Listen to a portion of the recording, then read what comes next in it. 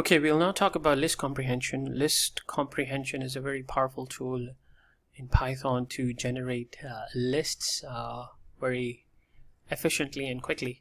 So the format of list comprehension, or the syntax, is the following. So it's a list, so it has to be included in a square brackets, right?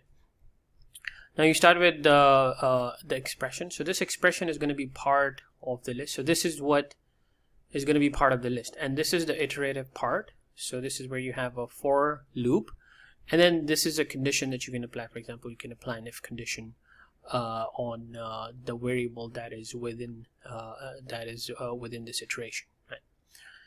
So let's look at an example.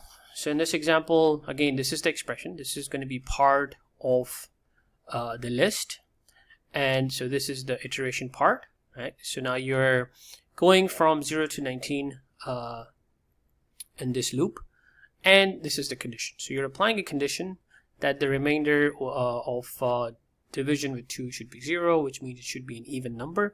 So then you're left with all even numbers from 0 to 18.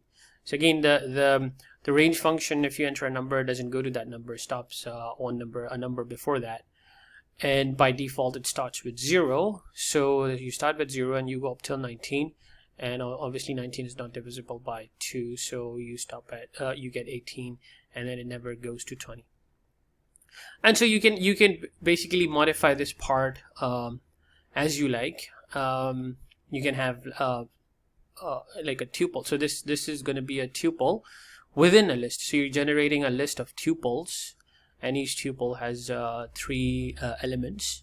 So this tuple has the element itself, and there's a square of that element and the cube of that element. So you're still generating even numbers the way we did on the last slide, and in addition you're generating the square and the cube of that particular number also.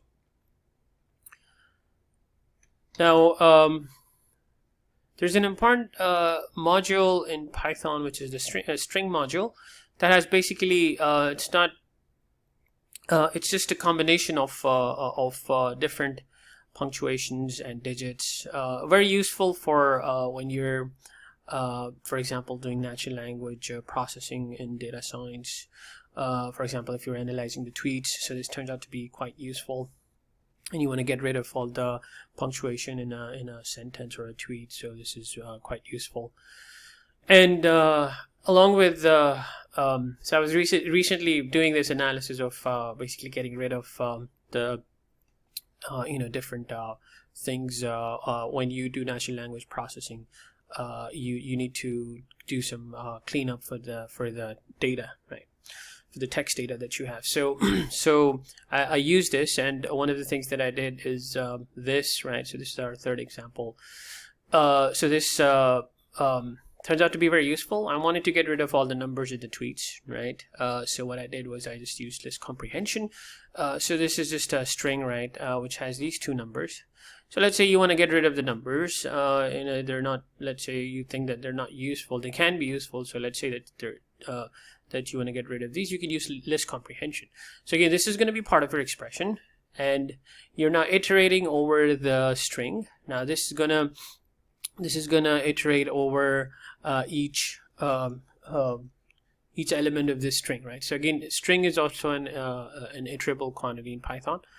So you're iterating over this string, and now you're applying an if condition. So if I not in string dot digits, which means that you are gonna only include I if I is not in digits, right?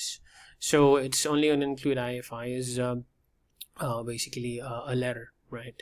So then you have to join the list together, right?